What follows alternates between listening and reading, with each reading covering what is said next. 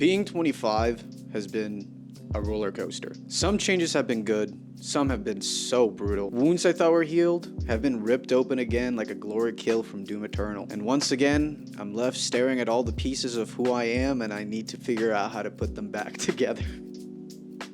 Look, people you love, your friends, your partners, your family, they move, they grow.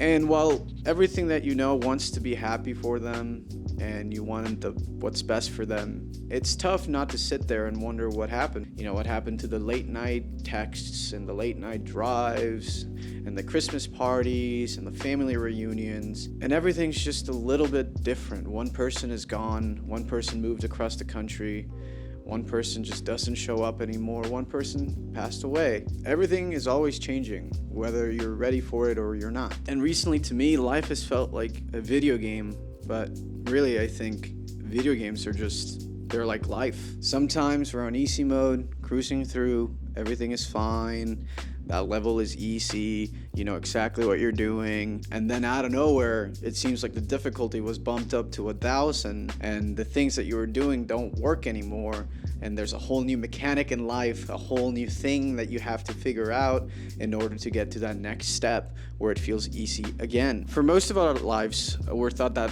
video games and life, they're really just about, you know, getting from point A to point B, finishing the level as fast as possible, going to school, getting out of school, getting a job, working towards retirement, making it big, figuring out all these things about your life right away. And it seems to us that the sooner we get those things in order, whether it's a relationship or a marriage, a house, the sooner those things happen to us, for some reason we seem to correlate that with our success. And I feel like because we see that way, every time we experience some sort of setback or some sort of failure that puts us away from those goals and those perspectives, we just feel like our value and our worth decreases. It feels like we're falling behind of life and everybody's doing it better. Personally, I've gone through the first breakup I've gone to in quite a few years. After my last one, I really took a pause and a break to reflect and to try and figure out a lot of it.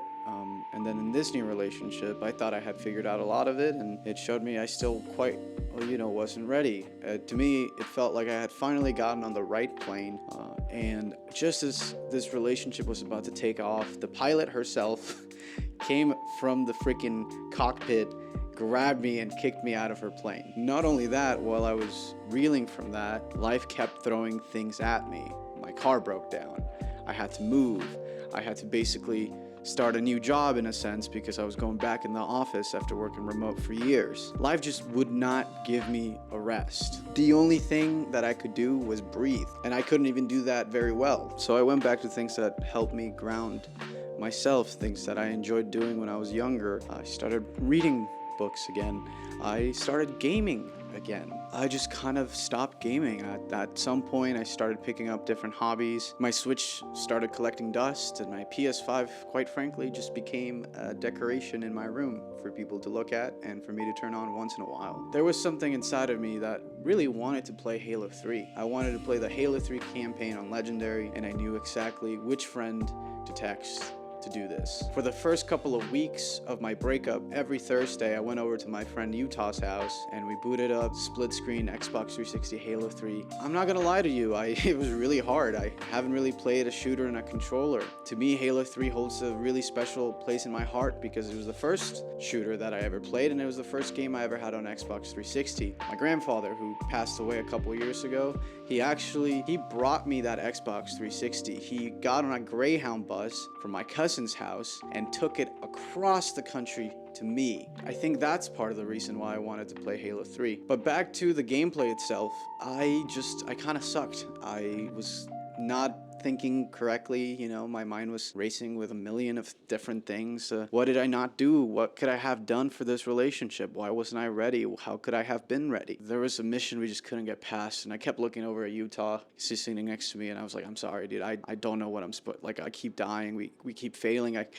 What am I supposed, I have no idea what I'm supposed to do. And he just looked at me very tranquil and said, man, failing is part of the fun. And for some reason, when he said that to me, it clicked like a light bulb. I had an eureka moment. He was right. He was so right. Failure is part of the fun. And sometimes because we fail and that failure compromises something that we want or something that we enjoyed or something that we were doing and we can't do it anymore, it stings and it hurts. Failure is just one way of figuring out something that didn't work so that you can get to a point that you can figure out how to make it work. Like I said earlier, when we get so fixated in completing life like a checkbox of things, with wanting the girl, with wanting the promotion, with wanting a bigger house, failure stops being fun because failure becomes this enemy that we try to fight against. Maybe we failed a couple of times before. Maybe we've dated a couple of people before. So now we're really scared of screwing it up. But the thing is, we shouldn't be scared. We should embrace the failure, because I truly believe that someone who will be the right fit for you, if it's a relationship or an opportunity that is the right fit for you, you will eventually find it. It's just going to take trial and error and trial and error. And if you weigh on the sense of the bigger the reward, the bigger the work. If you feel like you're not quite there yet and you see all of these people are already completing that level, first of all, realize there is people in marriages that aren't going to work. There is people in houses that they can't afford. There is people in relationships that are not happy. Don't compare yourself to those people. You can only ever have the things that are yours. You can only ever compare your life to your own life, because that's the only thing you can change. We stopped playing video games a long time ago because we started playing the comparison game. Stop playing that game. Pick up your PlayStation or your computer and play some silly game. Play Doom Eternal. I've had such a great time playing that game. Hit up your friends. Play some old school Halo or old school RuneScape. Find the things that ground you. Find the people that help you move towards that next big thing. So the next time I get stuck in a level and I keep failing, I'm going to remind myself that it's not the whole game. It's just part of the campaign. So